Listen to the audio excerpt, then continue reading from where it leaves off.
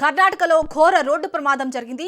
Private travels బస్సును lorry ఢీకొట్టింది. ఈ ప్రమాదంలో 17 మంది సజీవ దహనమయ్యారు. ప్రైవేట్ ట్రావెల్స్ బస్సు, లారీ పూర్తిగా దగ్ధమయ్యాయి. బెంగళూరు నుంచి శివమొగ్గ వెళ్తుండగా ఈ ప్రమాదం జరిగింది. చిత్రదుర్గ జిల్లాలోని జాతీయ రహదారి 48 పై గోర్లతు క్రాస్ వద్ద 2 గంటల సమయంలో ఈ ఘటన చోటు చేసుకుంది.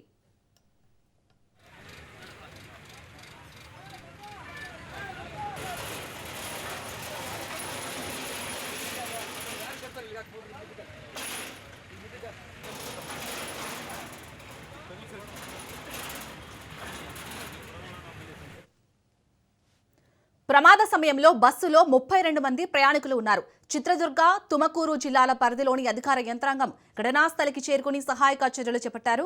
ఈ ప్రమాదానికి అతివేగం, పొగమంచు కారణమని భావిస్తున్నారు.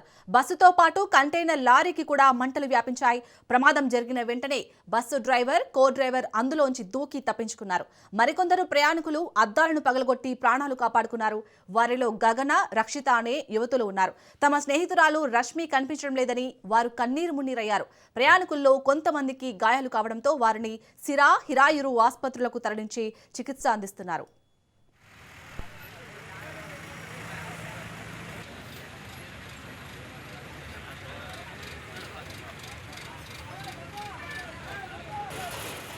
ప్రయాణికుల్లో కొందరి పేర్లను అధికారులు గుర్తించారు. బస్సులో మంజునాథ్, సంధ్య, శశాంక్, దిలీప్, ప్రీతీశ్వరన్, వి బిందు, కె కవిత, అనిరుద్ బెనర్జీ, అమృత, కల్పన, ప్రజాపతి, ఎం శశికాంత్, విజయ్ భండారి, నవ్య, అభిషేక్, హెచ్ కిరణ్ పాల్, ఎం కీర్తన్ ఉన్నట్లు తెలుస్తోంది.